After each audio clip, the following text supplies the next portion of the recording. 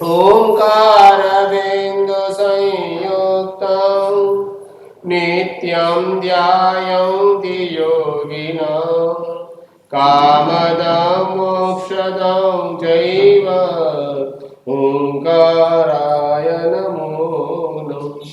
अज्ञानतिमिरान्धकाराः ज्ञानाञ्जनशलाकया नेत्रमुन्मीलितं येन तस्मै श्रीगुरवे नमः। ओम नमो जिनाणां शरणाणां मंगलाणां योगोत्तमाणां राम ह्रीं ह्रूं ह्रैं रौं रः पश्या उषा त्रिलोक्यललाम भूताय शूद्रोपद्रवशमनाय अर्हते नमः स्वाहा।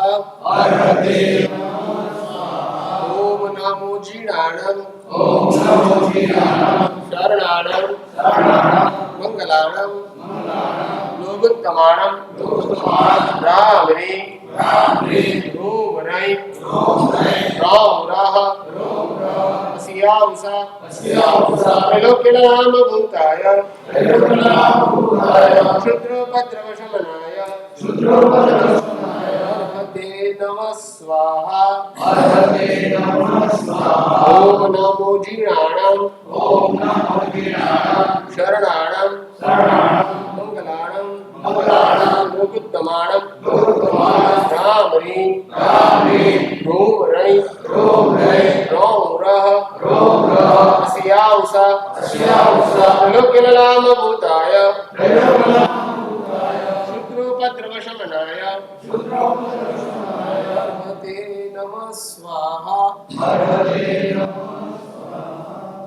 अलंकारी शास्त्रकार પરમર્ષિ આપણને એક વાત બતાડે છે, આપણો આ જીવાત્મા કેટલો સમય આપણે પસાર કર્યો એનો આપણી પાસે કોઈ હિસાબ કે અંદાજ નથી.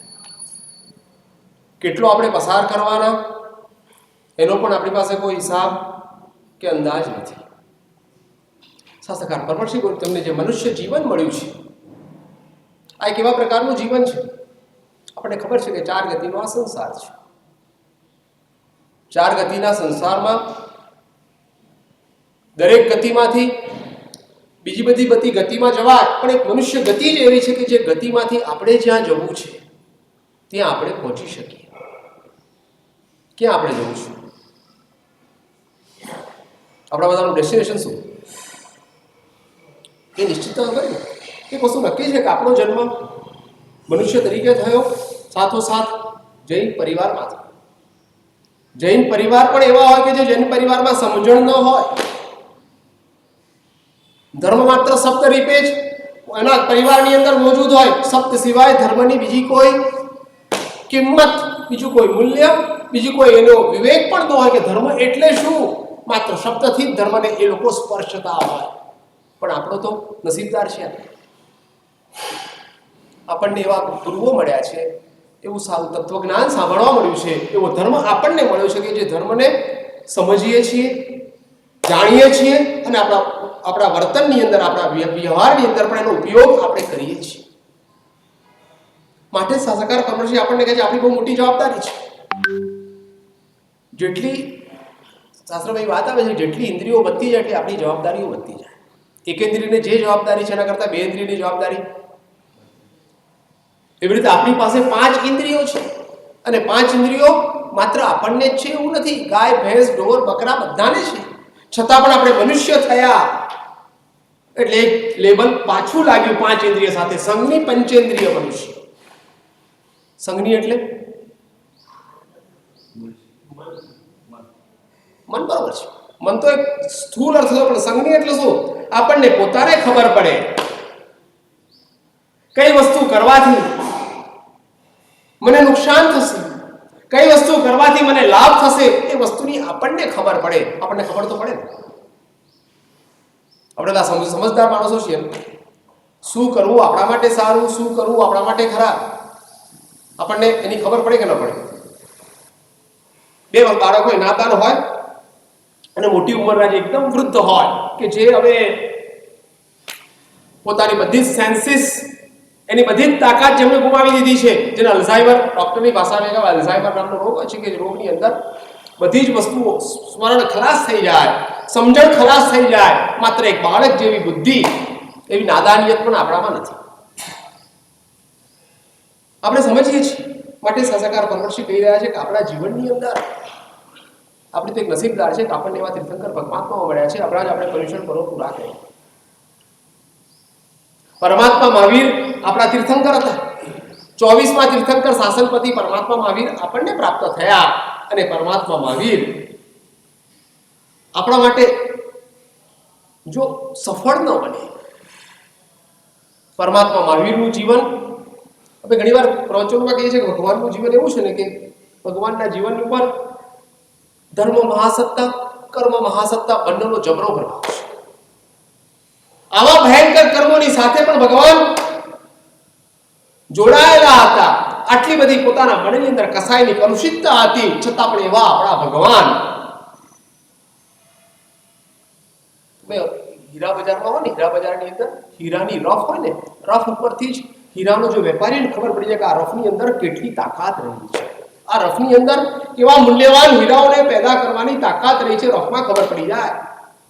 પણ પરમાત્મા મહાવીરનો જે ભૂતકાળ હતો, એ ભૂતકાળ જોતા કોઈ માણસ એવો અંદાજ કે એવો વિચાર પણ ન કરી શકે આપણા ભગવાન આ આત્મા 24મા તીર્થંકર પરમાત્મા મહાવીર થવાના છે, એવો વિચાર પણ ન કરી શકે. એવા પ્રકારનો એમનો ભૂતકાળ. અધ્યાત્મ ગ્રંથની અંદર કેશુભાઈ મહારાજ આપણને કહે છે કે આ સંસાર જે છે, સંસારની અંદર આપણું રિઝલ્ટ પાઠ ચાલુ છે. બરાબર? એ સંસાર એટલે શું? તમારા માટે સંસાર શબ્દ નવો નથી. સંસાર શબ્દનો અર્થ તમે શું કરો?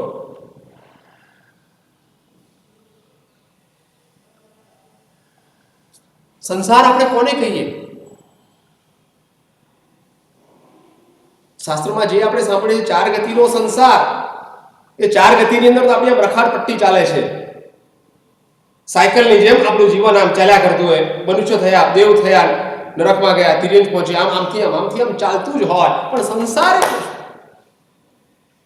શાસ્ત્રની ભાષાની અંદર સંસાર એટલે ભ્રમણ શબ્દનો છે. એનો આમ સાદો અર્થ આપણે બધાને સમજણ પે હોય. સંસાર એટલે ભ્રમણ. ભ્રમણ બે પ્રકારનું હોય. નિશ્ચિતતા સાથેનું પણ આપણે ભ્રમણ હોય. તમારે કોઈ જગ્યાએ જવું હોય, તમે રિઝર્વેશન કરાવો. એ શું કહેવાય? તમારી પોતાને મનમાં નિશ્ચિત છે મારે આ જગ્યાએ પહોંચવું છે, મુંબઈ મારે જવાનું છે, 22મી તારીખે મારે બોમ્બે હાજર થવાનું છે, મારે કોઈ મીટિંગ એટેન્ડ કરવાની છે, મારા બાયરોને મારે મળવાનું છે. આપણી પાસે એક નિશ્ચિતતા છે, પ્લાનિંગ છે, એક રૂપરેખા છે, અને આપણે ટિકિટ કરાવીને બોમ્બે તરફ પ્રયાસ કરીએ. એ આપણું ભ્રમણ ખરું. પણ એ ભ્રમણ કેવું કહેવાય? લક્ષ્ય સાથે જોડાયેલું ભ્રમણ. અમુક તારીખે અમુક સમયે મારે મીટિંગની અંદર હાજર થવાનું છે, એ આપણા મનની અંદર નિશ્ચિતતા છે, એના સાથે જોડાણ સાથેનું આપણું આ ભ્રમણ છે. પણ અમે લોકો બિહારમાં ને ઘણીવાર અમે એક એવી કોમ જોઈએ કે જે સવારના પર પોતાની પાસે ઊંટો હોય, પોતાની પાસે બકરાઓ હોય, એની ઉપર સામાન લાદે અને ફર્યા જ કરતા હોય, રખડ્યા જ કરતા હોય. એને આમ આપણી ભાષામાં વણજારાની કોમ કહી. કોઈ વણજારાને ઉભો રાખીને પૂછે, ભાઈ તમે ક્યાં જઈ રહ્યા છો? તમારે ક્યાં પહોંચવું છે? તમે ક્યાંથી આવ્યા? એ આપણને શું કહે? ક્યાંથી આવ્યા? બહુ અઘરો સવાલ છે. હવે ફરિયાદ કરીએ છીએ. અમારે કોઈ જગ્યાએ પહોંચવું બી નથી, કોઈ જગ્યાએ અટકવું બી નથી. આ નિશ્ચિતતા આવી જે પોતાના મનની અંદર નિશ્ચય કરીને બેઠા છે, મારે કોઈ જગ્યાએ પહોંચવું બી નથી અને કોઈ જગ્યાએ અટકવું બી નથી. આ ભ્રમણ કેવું કહેવાય? કોઈ પણ પ્રકારના લક્ષ્ય વિનાનો ભ્રમણ. પણ અધ્યાત્મ સાર ગ્રંથની અંદર કેશુભાઈ મહારાજ સંસારની વ્યાખ્યા કરે. સંસાર એટલે શું? કેશુભાઈ મહારાજ આપણને કહે છે કે આ સંસાર, ભલે આપણે ભ્રમણને સંસાર કહેતા હોઈએ, ભ્રમણને આપણે એક સંસાર એવું નામ આપતા હોઈએ, પણ ખરેખર ભ્રમણ એ પણ સંસાર નથી, પણ તારો આત્મા તારા માટે સંસાર છે. આપણને સવાલ છે કે આત્મા જ આપણા માટે કેવી રીતે સંસાર કે જે આત્મા આ શરીર આ બધા જ ચાર ગતિના સંસારથી મુક્ત થઈને મોક્ષમાં જવાનું છે. આત્મા જો સંસાર હોય, આત્મા જો રખડપટ્ટી કરાવતો હોય તો મોક્ષમાં ગયા પછી શું? પણ સત્ય મહારાજ કહે છે કે આ તારા આત્માની અંદર એક પ્રકારની આપણા આત્મામાં તાકાત રહે છે. આત્મા કેવો છે? જળ છે કે ચેતન છે? આત્મા કેવો છે? જળ છે કે ચેતન? ચેતન છે. આત્મા ચેતન એટલે શું? કે જેને સારી નરસી વસ્તુના અનુભવ, એની સંવેદના, એનો સ્પર્શ જેને થાય એનું નામ ચેતના. સારી વસ્તુ, સારા શબ્દો તમે મારી પાસે બોલો તો મને ગમે, ખરાબ બોલો તો મને કદાચ ન પણ ગમે. આ જે ગમવું ન ગમવું, સારું નરસાનો ભેદ આપણે સમજી શકીએ. આત્મા એ જીવ છે, ચેતન છે. પણ વિશ્વ મહારાજ કહે છે કે આત્માની અંદર એક એવા પ્રકારની તાકાત છે કે જે તાકાતના કારણે આત્માનો સંસાર વધતો જાય છે. પરમાત્મા મહાવીર અનેક દેશનાઓમાં આપણને એ જ કહેતા હતા કે આ જગતની અંદર, સંસારની અંદર આપણી જે રખડપટ્ટી થાય છે, આપણે જે ફર્યા કરીએ છીએ, આપણે જે ઘૂમ્યા કરીએ છીએ, એનું કારણ આત્મા અને એક એવી બીજી વસ્તુનું કોમ્બિનેશન થયું છે કે જે કોમ્બિનેશનના કારણે આત્માનો સંસાર વધ્યો, આત્માનો સંસાર અટકતો જ નથી. એ કયું વસ્તુનું કોમ્બિનેશન? રસોઈ મહારાજ કહે છે આત્માની સાથે કર્મનું જોડાણ. કર્મ કેવું છે? જળ છે કે ચેતન છે? કર્મ કેવું છે?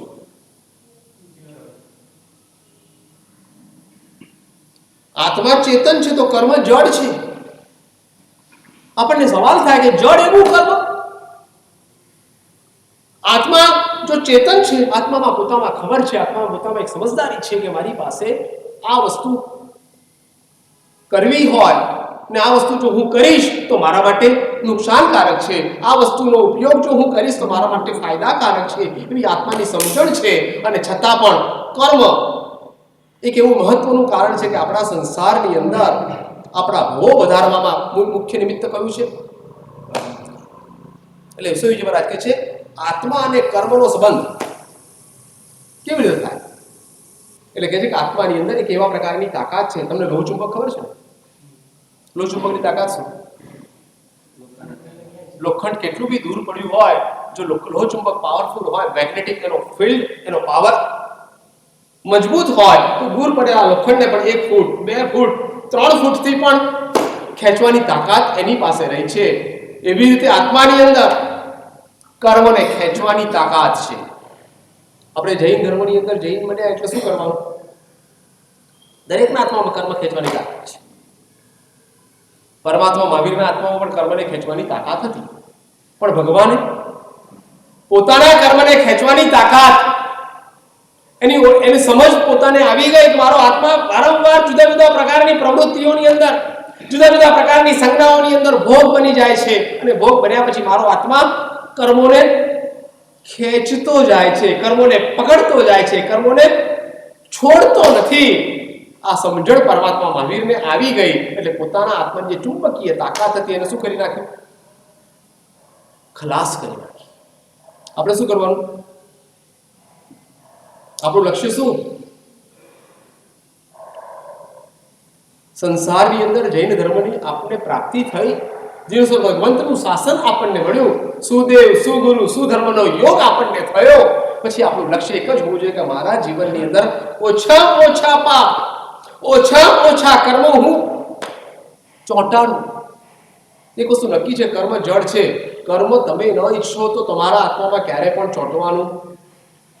મને આ સવારે એક ભાઈ કહી ગયા, સાહેબ જે લોકોએ 28 કરી હતી, જે લોકોએ 16 ઉપવાસ કર્યા હતા, એ લોકોને ગઈકાલે અમે હોટલમાં જોયા રાત્રે. ઠીક છે, મારે કહેવું છે કે આપણા જીવનની અંદર એવા પ્રકારની વૃત્તિઓનું જાગરણ થાય છે.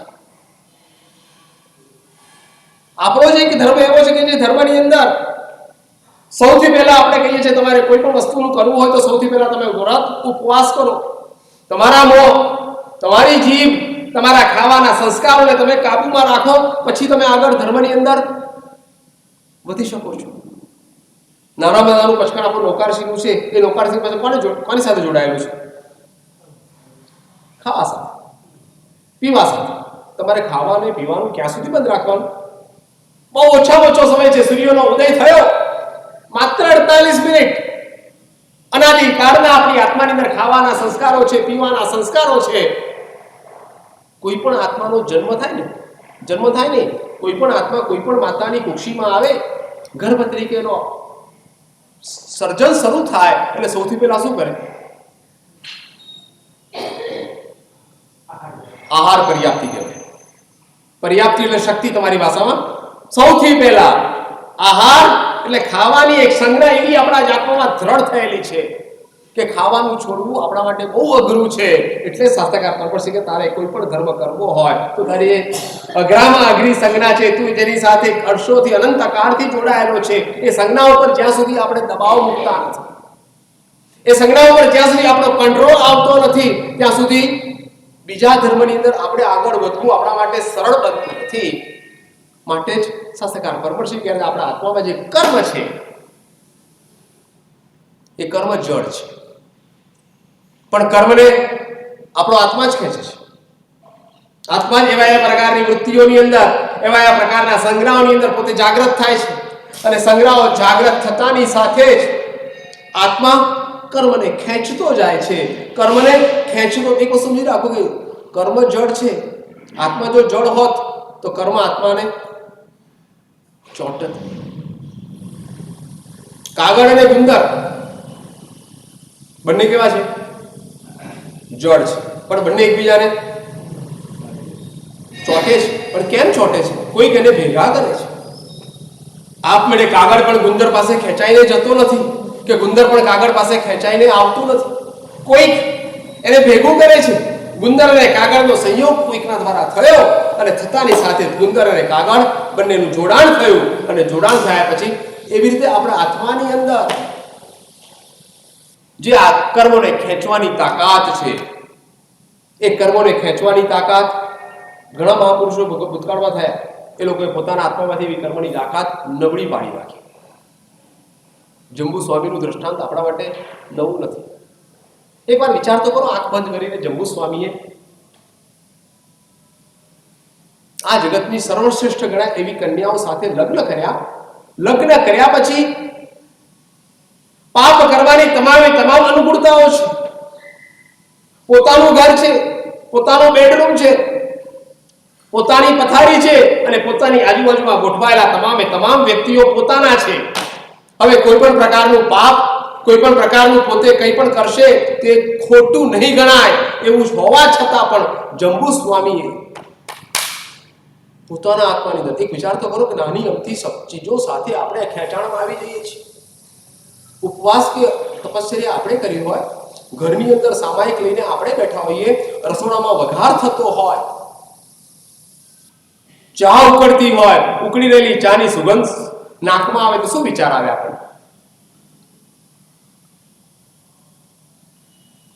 ધારો કે તે દિવસે આપણે ઉપવાસ કે એકાસનું કરવાનું છે, તિથિ છે, અને સવારના પોરની અંદર આપણે એકાસનું કે આપણે સામાયિક કે પ્રતિક્રમણ કરવા માટે બેઠા છે, તે વખતે નવકારસીના વખતે આપણા ઘરમાં ચા ઉકળી રહી છે, ચાની સુગંધ નાકમાં આવે, શું વિચારીએ આપણે? જો મારે આજે એકાસનું કે ઉપવાસ ન હોત,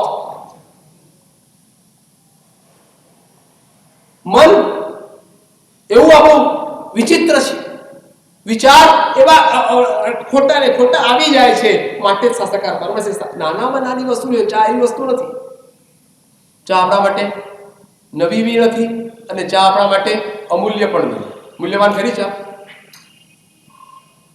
છતાં પણ નાનકડી વસ્તુ માટે પણ આપણા મનની અંદર જે ખેંચાવાની તાકાત, પણ જંબુ કુમારે શાસ્ત્રકાર પરમર્ષિ કહે છે જ્યારે પણ આપણા આત્માની અંદર આવા પ્રકારનો વિચાર આવે, જો વિચાર આવવો સરળ છે, અમે સાધુ થયા કે તમે સંસારી રહ્યા કે શ્રાવક થયા એટલે કદાચ તમે એવું માનતા હો કે અમે તમારાથી ઊંચા, અમને કોઈ વિચાર જ ના આવે, એવું નથી. અમને વિચાર તો આવે, પણ જંબુ કુમારના મનની અંદર પણ વિચાર નહીં આવ્યો હોય એવું છે.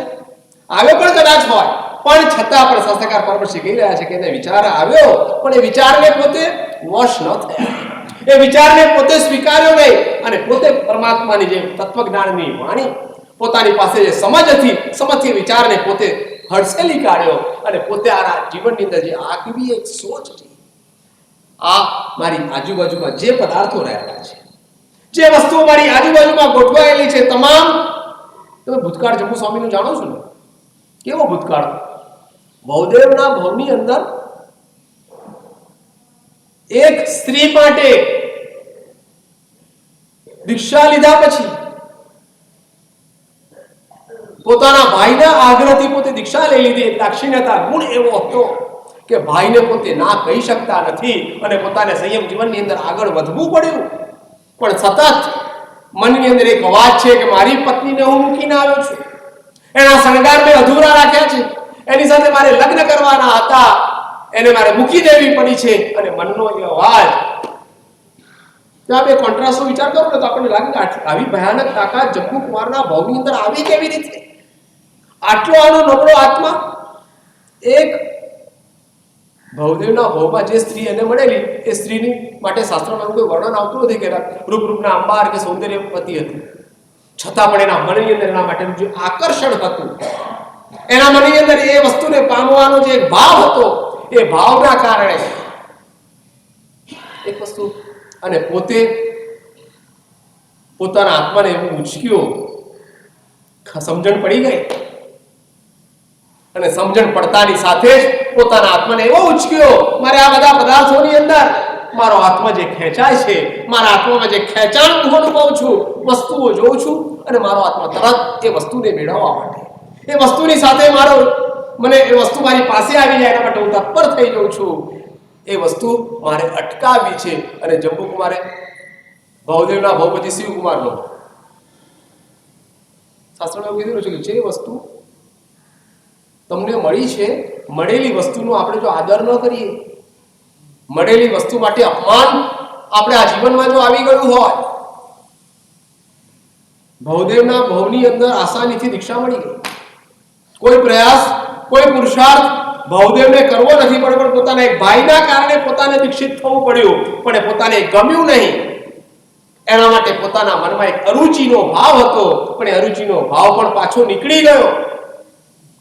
તો બીજા ભવની અંદર સાધુ થવું છે, દીક્ષા લેવી છે, સંસારને છોડવો છે, પણ સંયોગો કેવા મળ્યા? પિતા ના પાડે છે, પરિવાર ના પાડે છે, તારે દીક્ષા લેવી હોય, અમારી રજા નથી, ત્યારે પેલો છોકરો કે છે પિતાજી જો મને દીક્ષા નહીં લેવા દો તો દીક્ષા માટે મારા આત્માની, મારા મનની અંદર એટલી બધી તડપ છે, એટલી બધી મારા મનની અંદર ઝંખના છે કે દીક્ષા વિના હું જીવી નહીં શકું. તો પિતા શું કહે છે? તમારા ઘરમાં તમારો દીકરો તમારી ઈચ્છા વિના કોઈ વસ્તુની માંગણી કરતો હોય અને તમારે કદાચ મજબૂર થઈને વસ્તુ એને લાવી આપવી પડે, કેમ? કારણ કે છોકરો તમારો છે, તમને વાલો છે, એને તમારે સાચવવો છે. ત્યારે પિતા કહી દે છે પેલાના જંબુને, જંબુકુમારના પૂર્વ ભવની અંદર, તારે મરવું હોય અને તું મરી જતો હોય તો મને કબૂલ છે, પણ હું તને દીક્ષા નહીં આપું.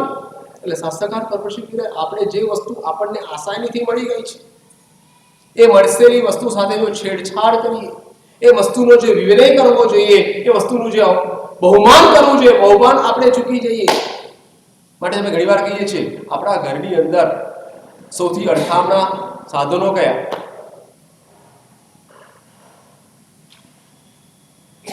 સામાયિકના સાધનો હોય, કટાસના વગેરે હોય, ચરોડા વગેરે હોય, કેવી રીતે આપણે રાખતા હોઈએ?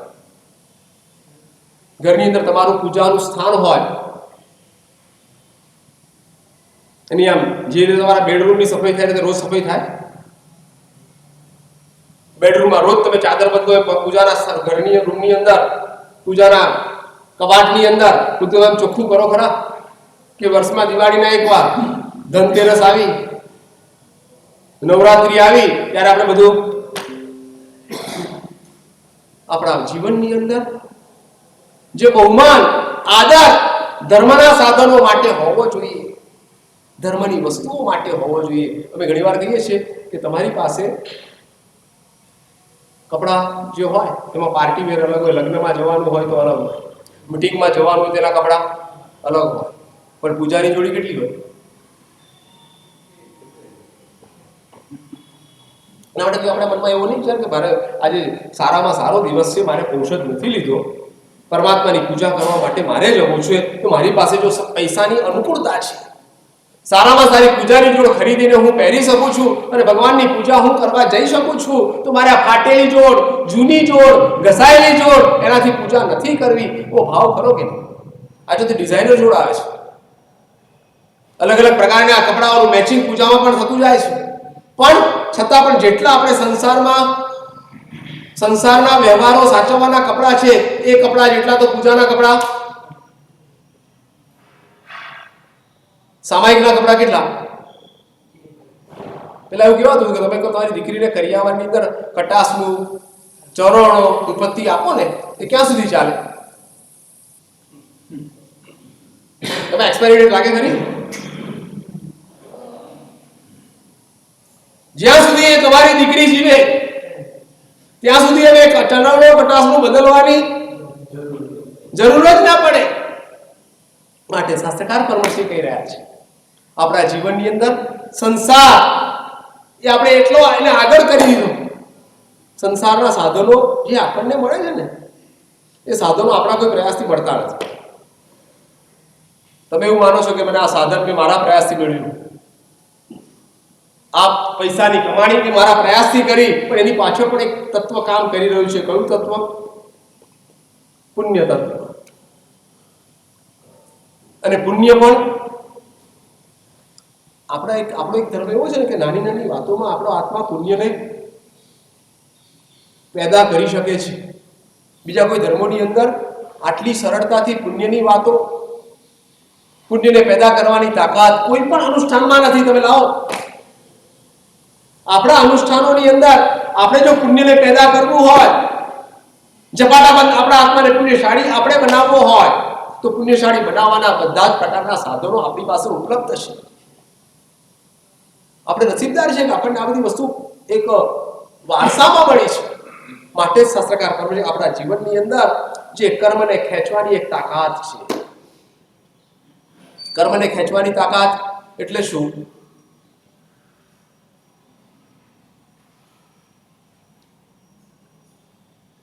એક પ્રકારની તમારી ભાષામાં આસક્તિ જેને કહેવાય. કોઈ પણ વસ્તુનો રાગ, કોઈ પણ વસ્તુનો મોહ, કોઈ પણ વસ્તુની માટે આપણા એક મનની અંદર એક તલપ, એને કર્મને ખેંચવાની તાકાત કહે છે. માટે શાસ્ત્રકાર પર તમારે જો કર્મ કરવાના સંસારમાં છો, તમારે પાપ કર્યા વિના સંસાર તમારો ચાલે નહીં.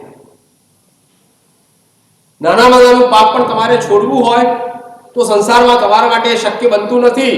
તો કહે છે કે તમારે કર્મ કરવાનું આવી ગયું છે.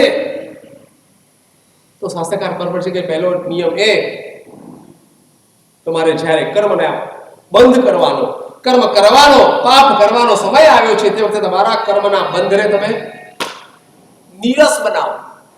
નીરસ એટલે આપણે પાપ કેવી રીતે કરીએ? ગઈકાલે 14નો દિવસ હતો, બરાબર? આપણા સંઘમાં ચૈત્ય પરિપાટી હતી અને સવારના પરમા સંઘના ભાઈઓએ તમારા બધાની એક સાધારણ ભક્તિ રાખી. 14નો દિવસ છે. હું સંઘના ભાઈઓને કહી શકતા, તમે કહી શકતા સાહેબ આજે 14 છે, તમે આંબીલની રસોઈ રાખો, લુખ્ખી રાખો, કોઈને બિલકુલ રાગ જ ન થાય. ચાની જગ્યાએ મગનું પાણી આપજો, મોહન થાળી જગ્યાએ ભડકું આપજો. શક્ય બને રમેશભાઈ? આટલાય ના બરોબર. આપણા જે રસ આપણને જેટલો ચૈત્ય પરિપાટીમાં ભગવાનના દર્શન કરવાનો રસ છે ને, તો તમે ખોટું ન લગાડતા, હું આક્ષેપ નથી કરતો, પણ એનાથી વધારે રસ આપણને ખાવા માટે છે. આ પ્રસંગ થયા પછી આનંદ મંગલ ભવનમાં અમે જઈશું ખરા, પરમાત્મા શાંતિનાથના દર્શન પણ કરશું અને મારા સાહેબનું વ્યાખ્યાન છે, વ્યાખ્યાન પણ સાંભળશું. પણ વ્યાખ્યાન પછી અમારા માટે મમ્મમની વ્યવસ્થા છે કે નહીં? જો ન હોય તો સંઘને કે ભૂખડી ભારત સંઘ છે, કશી વ્યવસ્થા જ નથી કરતો, આટલા બધા પૈસા ભેગા જ કરતો જાય છે, ભેગો જ કરતો જાય છે, કશી વ્યવસ્થા જ નથી કરતો. રસ આપણો જે ધર્મની સાથે જોડાયો હોવો જોઈએ, એનાથી કે સંસારની વસ્તુ મને ખાવાનું કેટલું મળે છે, ભલે તમે ખાઓ, પીવો, એની સાથે અમારી કોઈ મનાઈ નથી, એનો કોઈ પ્રતિબંધ નથી, પણ એ રસને તમારે જો કર્મના બંધને તમારે સક્રિય ન બનવા દેવો હોય, તો એને કર્મના બંધને તમારે નિષ્ફળ બનાવી દેવો હોય, તો એની અંદર જે તમારો રસ છે, તમારું જે જોડાણ છે, એ જોડાણને તમારે ઘટાડી નાખવું છે. આપણા શાસ્ત્રમાં ઘણી બધી વાતો આવે છે. કુરુગળુ મુનિની વાત તમે સાંભળી છે. કુરુગળુ મુનિને એવા પ્રકારની ભૂખનો એક રોગ હતો, ક્ષુધાવેદની કર્મ એટલું તીવ્ર હતું, એટલી ભયાનક ભૂખ લાગે કે પોતે સંવત્સરીના દિવસે પણ પચખાણ કરી શકે ને. સમગ્ર દુનિયા, સમગ્ર જૈન સમાજ જ્યારે ઉપવાસ કરે ત્યારે આ મહારાજ સાહેબની પોતાની ક્ષુધા એટલી તીવ્ર હતી કે પોતાનો ઉપવાસ કરવાનું મન હોય, ઉપવાસ કરવાનો ભાવ હોય, છતાં પણ પોતે ખાવાનું છોડી ન શકે અને પોતે ખાવાનું લાગે. પણ શાસ્ત્રમાં લખ્યું છે ખાતા હતા છતાં પણ ઉપવાસી હતા. ખાવાની જે જરૂરિયાત છે, ખાવાની જે આવશ્યકતા છે, પોતાના શરીરને છે, પોતાના મનને કે પોતાના આત્માને નથી, એ પોતે બરોબર સમજી ગયા. અને ખાવાની વસ્તુ શાસ્ત્રમાં લખ્યું છે કે સંવત્સરીના દિવસે એકવાર, એ મુનિનું નામ તો કંઈક બીજું હતું. હા, કુરગળુ નામ નતું, પેલા બીજું નામ હતું, પણ કુર પડી ગયું. કુર એટલે ચોખા. એમણે શોધી કાઢેલું કે કઈ વસ્તુ હું ખાઉં તો મારો રાગ ઓછો પોસાય, મારી આસક્તિ ઓછી પોસાય, એટલે ચોખા. જે આપણે ભાત કહીએ છીએ ને, જેમાં દાળમાં મિક્સ કરીને, કઢીમાં મિક્સ કરીને, પુલાવ બનાવીને અલગ અલગ પ્રકારની વેરાયટીઓ બોલાવી, તો મગ પુલાવ બને છે આણંદમાં. અલગ અલગ પ્રકારની વેરાયટીઓ જે બનાવીએ છીએ, એ માત્ર ચોખા, બાફેલા ચોખા, રાંધેલા ચોખા, જેને આપણે ભાત કહીએ છીએ, એકલા ભાત ખાય.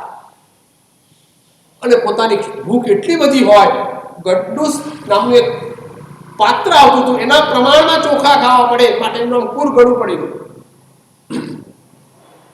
અને એટલા ચોખા પોતે ખાય, કારણ કે ચોખાની અંદર માત્ર પોતાને પેટ ભરવું છે, પોતાની ક્ષુધા એને પોતાને સંતુષ્ટ કરવી છે, એને પોતાને શાંત કરવી છે, ભાવ માટે એકલા ચોખા જ ખાય.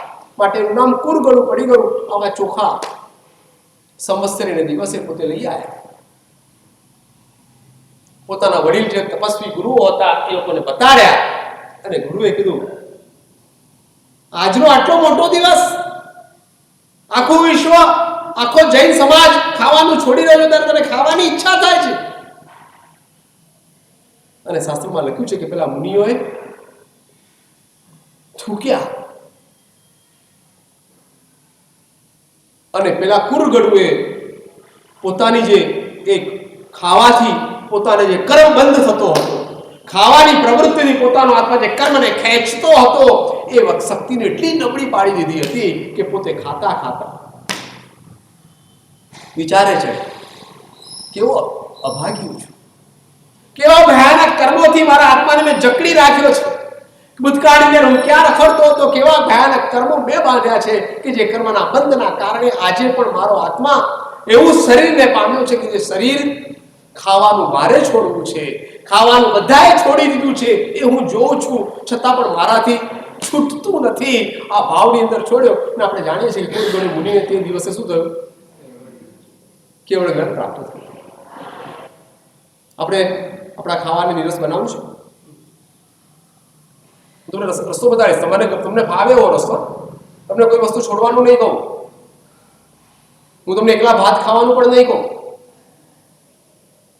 દૂધ તમને મોડું નથી ભાવતું, બોનવીટા કે સાકર નાખેલું દૂધ તમારે પ્રિય છે, કેસર બદામ ઇલાયચી વાળું દૂધ તમને ભાવે છે, તો એ પણ તમને હું ના નહીં પાડું, તમે ન પીવો. પણ આપણે કર્મ બંધને જો નિરસ બનાવો, મારા દાદા ગુરુમાં પ્રેમસિંહ બને જતા ને,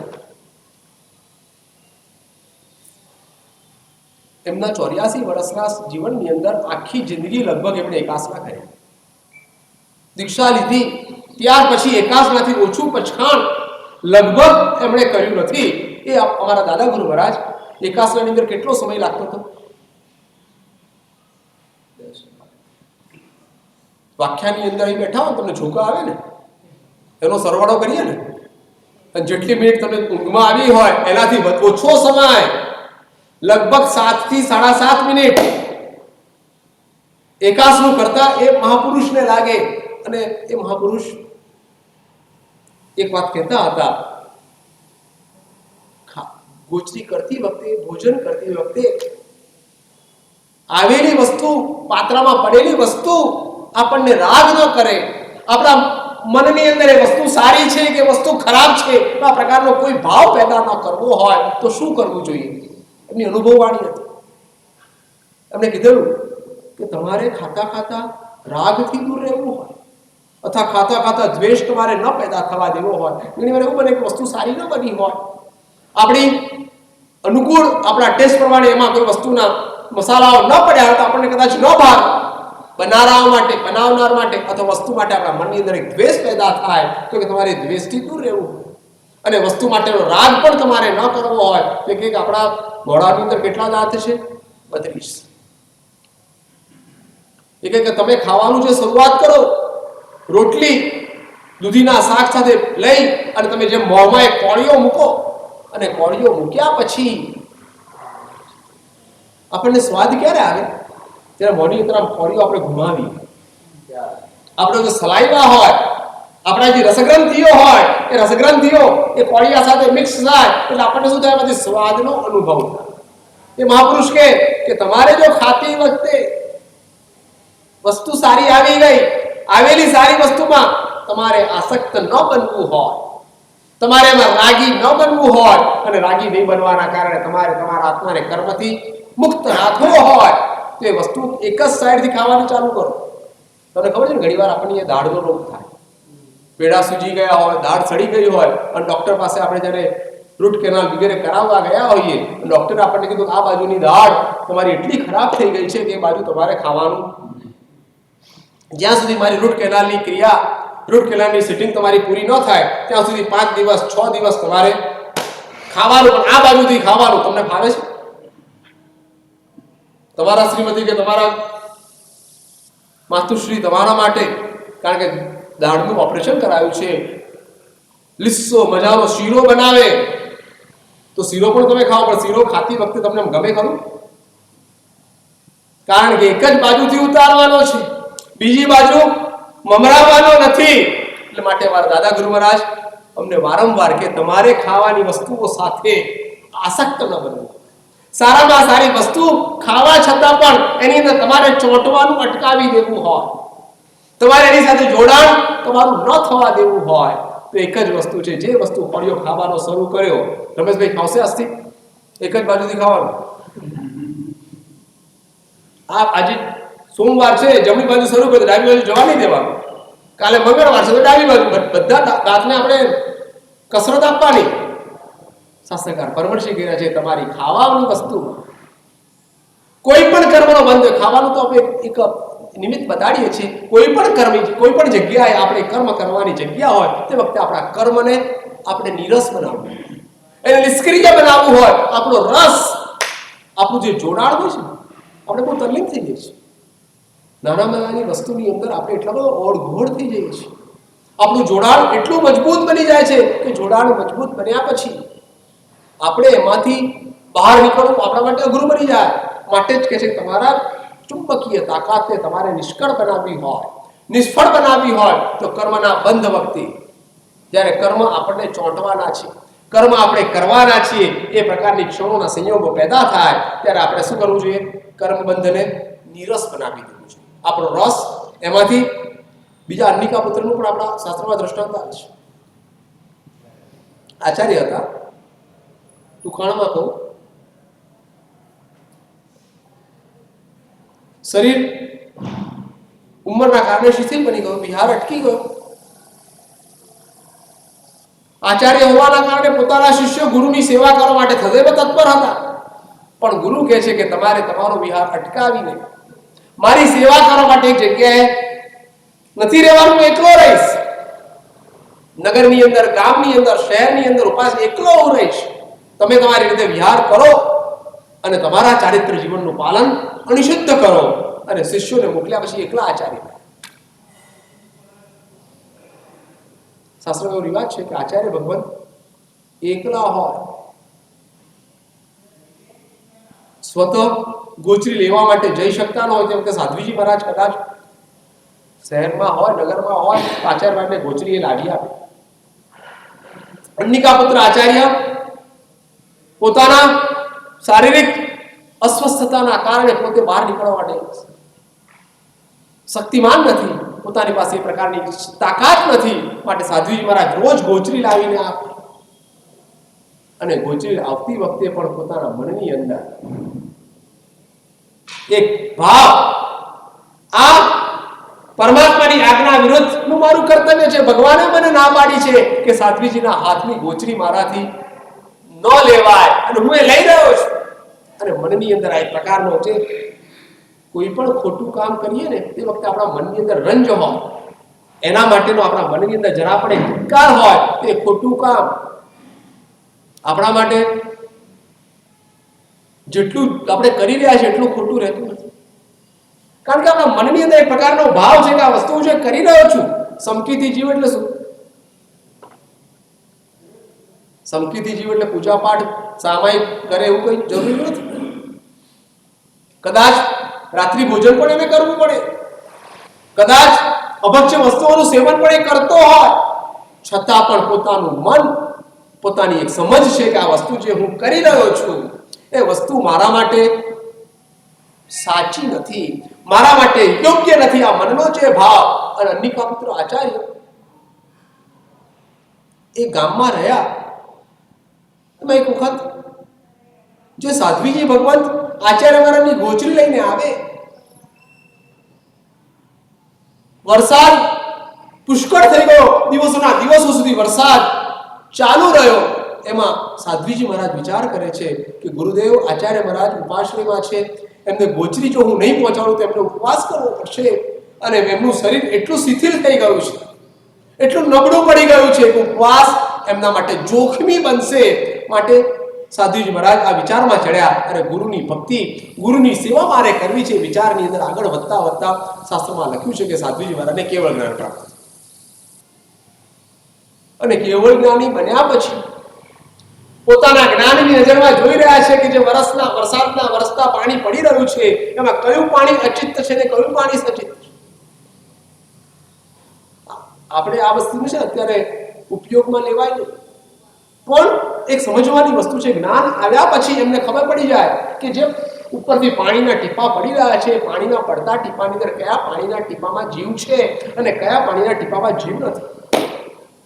એવું નથી હોતું કે એક ગ્લાસ ભરીને આકાશમાંથી પાણી પડતું હોય, એ ગ્લાસના પાણીમાં અપકાયના જીવો હોય, ન પણ હોય, પણ આપણી પાસે જ્ઞાન નથી એટલે માટે બધા જ સચિત્ત છે, બધા જ જીવોમાં જીવ તત્વ છે એવું આપણે માનવું પડે. પણ આ જ્ઞાન મળી ગયું એટલે જ્ઞાની બન્યા પછી એમને ખબર પડી ગઈ કે આ જગ્યાએ પાણી જે પડી રહ્યું છે પાણીમાં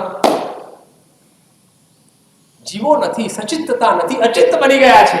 એટલે આ સાધ્વીજી મહારાજ ગોચરી ઓળીને એ પાણીની નીચેથી ઉપાસને પહોંચ્યા અને આચાર્ય મહારાજ સાધ્વીજી મહારાજના કપડા ભીના જોઈને કહે છે, સાધ્વીજી મહારાજ, મારી ભક્તિ કરવા માટે અસંખ્ય અપકારના જીવોનો તમે કચ્ચર ઘાણ કાઢ્યો, એ લોકોનું તમે નિકંદન કાઢી નાખ્યું.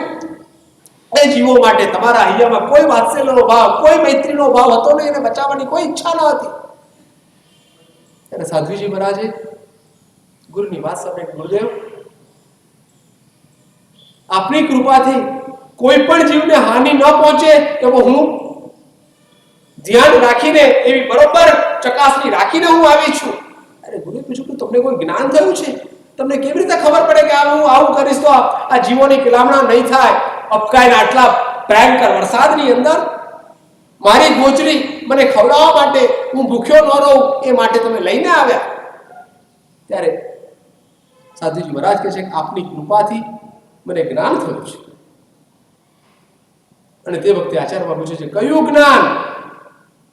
શાસ્ત્રમાં બે શબ્દો આવે છે, પ્રતિપાતી કે અપ્રતિપાતી. પ્રતિપાતી એટલે ચાલ્યું જાય આવેલું જ્ઞાન, છેલ્લે સુધી ન ટકે ચાલી પણ જાય. ત્યારે સાધુજી મહારાજ અપ્રતિપાતી જ્ઞાન, આપની કૃપાથી મને એવા પ્રકારનું જ્ઞાન થયું છે, જ્ઞાન હવે મારે છોડવાનું નથી, જ્ઞાન મારા આત્મામાં કાયમ રહેવાનું છે. અને તરત જ આચાર્ય મહારાજ સાધુજી મહારાજને હાથ જોડીને કહે છે મારી ભૂલ થઈ ગઈ,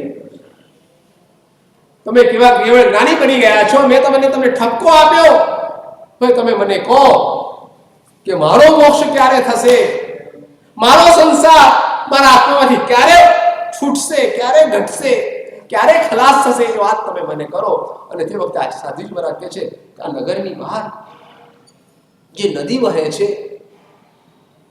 એ નદીની અંદર સામે કિનારા ઉપર જે ગામ છે, ગામે તમે પહોંચશો એટલે નદીમાં જે તમારી જવાની ક્રિયા છે તે વખતે તમને કેવળ જ્ઞાન થઈ જશે.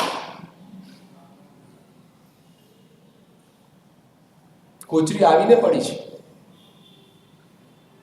આચાર્ય મહારાજને ઉભા થવાની તાકાત ન હતી, પણ પોતાને કેવળ જ્ઞાન પ્રાપ્ત થતું હતું, પોતાનો આત્મા કર્મોથી મુક્ત થવાનો હતો, એક પ્રકારનો એક ભાવ પોતાને દેખાઈ ગયો અને પોતે ઉભા થયા.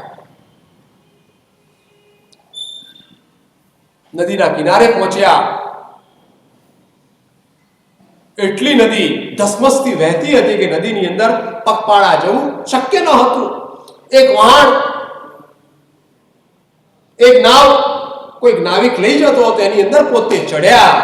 અને શાસ્ત્રમાં એવું લખ્યું છે કે આચાર્ય મહારાજની એક શત્રુ બનેલી સ્ત્રી જે વ્યંત્રી થયેલી હતી અને આચાર્ય મહારાજને ત્યાં જોયા અને જોતાની સાથે પોતાના પાસે જે ત્રિશૂળ હતું, ત્રિશૂળથી આચાર્ય મહારાજની નાવીમાંથી ઉંચક્યા. પેટમાં ત્રિશૂળ. ગોચરી આવી ગઈ હતી. ગોચરી પોતે વાપરી નથી. એક તો ક્ષુધાનું દુઃખ, પાણી પીવાની ઈચ્છા થઈ હતી પણ પાણી પણ પોતે મોંમાં નાખ્યું નથી, અને એક કેવળ જ્ઞાન પોતાને પ્રાપ્ત થઈ રહ્યું છે, પોતાનો આત્મા કર્મોથી મુક્ત થઈ રહ્યો છે, એ પ્રકારનું પોતે જાણકારી મેળવી અને મેળવેલી જાણકારીના કારણે પોતે કેવળ જ્ઞાની બનવા માટે દોડતા ગયા અને પેલું ત્રિશૂળ પોતાના પેટમાં નાખ્યું અને ઉપર ઉછળ્યા. તે વખતે આચાર્યમાં શું વિચાર કરતા હશે?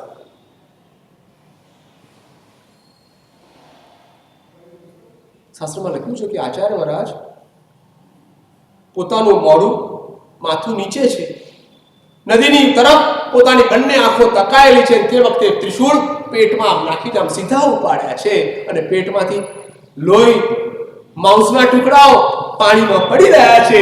તે વખતે આત્મા, આચાર્ય મહારાજનો આત્મા કકડાટ કરી રહ્યો છે, કેટલો અપકર્મી છું, કેટલો અભાગ્યો છું કે જીવતો હતો તે વખતે પણ અનેક જીવોને મેં ત્રાસ આપ્યો છે, અનેક જીવોને મેં પીડા પહોંચાડી છે. અત્યારે મરવાની ક્ષણોમાં પણ હું કોઈને બચાવી શકતો નથી, હું કોઈને છાતા આપી શકતો નથી, બલકે મારા શરીરનું ગરમાગરમ લોહી, મારા શરીરમાંથી માંસના ટુકડાઓ જે નીચે પડી રહ્યા છે, નિર્દોષ તેવા અપકાયના જીવો. કર્મબંધ. આપણે પણ બહુ સાવચેત થવાની જરૂર છે. જ્યાં કર્મબંધ થવાની જગ્યાઓ આવી જાય, કેટલી દિવસમાં કર્મબંધ થવાની શક્યતા કેટલા વખત? આપણે તે વખતે સાવચેત બની જઈએ. કર્મબંધ જે થવાનો છે તે વખતે માત્ર કર્મબંધ જે થઈ રહ્યો છે તે વખતે આજુબાજુનો વિચાર માત્ર આપણો જ વિચાર અત્યાર સુધી આપણે કરીએ છીએ, પણ આ કર્મના કારણે મારે બીજાનું શું થશે એ વિચાર જો મનમાં આવી જાય તો શાસ્ત્રકાર પર પછી કહી રહ્યા છે કે આપણો પણ સંસાર અટકી જાય, સંસાર આપણો પણ ઓછો થઈ જાય. તમે પણ તમારા જીવનની અંદર કર્મના બંધને જેમ બને તેમ નીરસ બનાવવા માટે સક્રિય બનો. શાંત.